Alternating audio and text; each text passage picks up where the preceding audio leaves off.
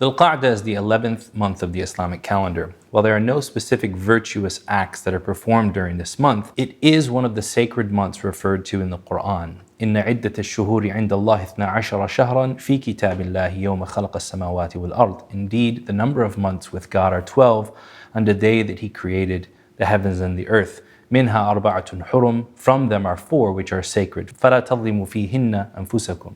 So don't wrong yourselves therein. These four sacred months are Dhul-Qa'adah, Dhul-Hijjah, and Muharram.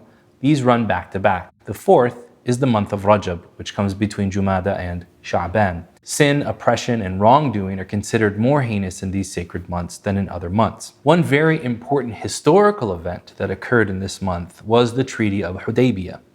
Hudaybiyah was a place outside of Mecca. In the 6th year of the Hijrah, the Messenger of God ﷺ set out to Mecca to make Umrah along with 1,000 of his followers. They dressed in ihram, the simple ritual clothing of Umrah, and only carried short swords to fend off wild animals while traveling, as was the custom in Arabia at that time. They did this to show Quraysh that they did not have any intention of battle or wanting to come to start a fight. However, when Quraysh heard of this, they sent troops to prevent the Prophet and his followers, his companions, from entering Mecca. At this point, the Prophet ﷺ sent Uthman ibn Affan as an emissary to the Quraysh. He ordered him to tell Quraysh that they had come with no animus and no intent to fight, and they only wanted to make Umrah. He also encouraged him to call them to Islam. He then asked him to go and check on the Muslims that were still living in Mecca, find out what their needs were, and to give them glad tidings of an impending victory. Upon entering Mecca, Uthman was detained by Quraysh and prevented from visiting the Muslims therein. He informed Quraysh about his purpose of travel, then called them to Islam. They held him so long that the Prophet ﷺ feared for him, and then rumors started to spread that Uthman had been killed. At this point, the Prophet ﷺ, standing beneath a tree, called the people to him to make a pledge of allegiance. They pledged that they would not flee, but instead fight to the death if indeed Quraysh came out to fight. This became known as Bay'at al-Ridwan or Bay'at al-Shajara, which is the allegiance underneath the tree. It was memorialized in the 18th verse of Surah Al-Fath, when Allah subhanahu wa ta'ala says that God was pleased with the believers when they pledged to you under the tree. Quraysh, after detaining Uthman, sent their emissary, Urwa ibn Mas'ud, to the Muslims.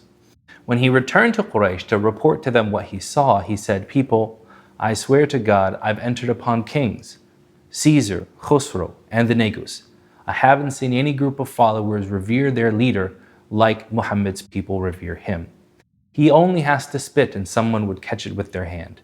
He only has to order them to do something and they would implement it. If he makes ablution, they would fight over the leftover water. If he speaks, then they would all lower their voices. They don't look at him intently out of extreme respect for him." He then said, "He's presenting a truce to you, so you should take it." Quraysh heeded this advice, and they sent Suhail ibn Amr to negotiate on their behalf. And as they started to write down the conditions of the truce, Ali ibn Abi Talib was appointed as a scribe. He was then told by the Prophet ﷺ to write Bismillahir Rahmanir Rahim.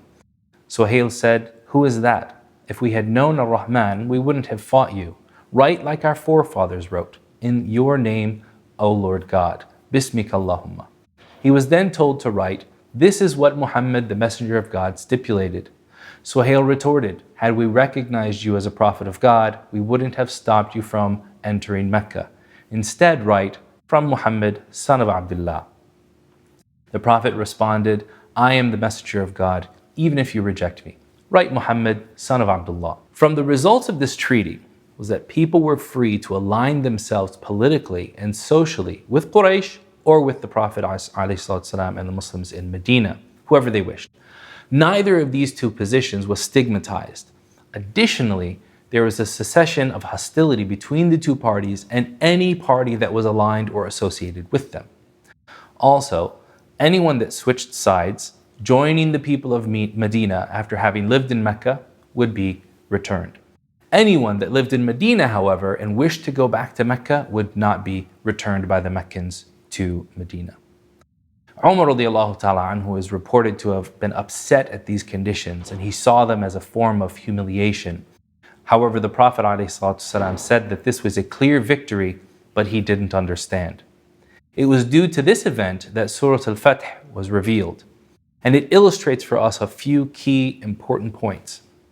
Number one, when the Prophet ﷺ dealt with Quraysh, who were his enemies, he was straightforward, honest, and he exhibited to them the truth of his intentions. This is evidenced by his wearing the Umrah garb and announcing his arrival. He sent an emissary who was transparent about his intentions to enter Mecca, telling them truthfully why he was there, but remaining firm in his conviction and his faith. Additionally, he acquiesced to the forms and conventions and customs of his people, as doing so did not contravene or contradict any principle of faith. He said, I am the messenger of God, even if you reject me. And lastly, this single act of entering into the truths opened the door for the free practice of Islam in the Arabian Peninsula.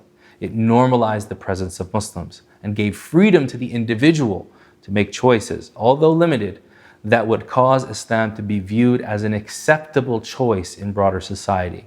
This removed the stigma surrounding being Muslim and allowed many who were apprehensive to accept Islam because of that to do so, and many who wanted to offer support to their families to also do so.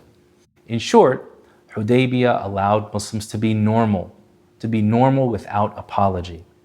While we have many striving to be normal nowadays, we need to focus on the without apology part a lot more. This is only a brief window into the circumstances surrounding this historic event. Be sure to learn more by consulting the books of Seerah, the biographies of the life of the Prophet ﷺ.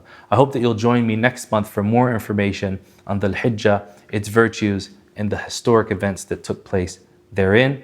If you've enjoyed this video, hit like on the button below. Make sure to subscribe to the channel to get more videos like this in this series and in other series, and also share with your friends and family.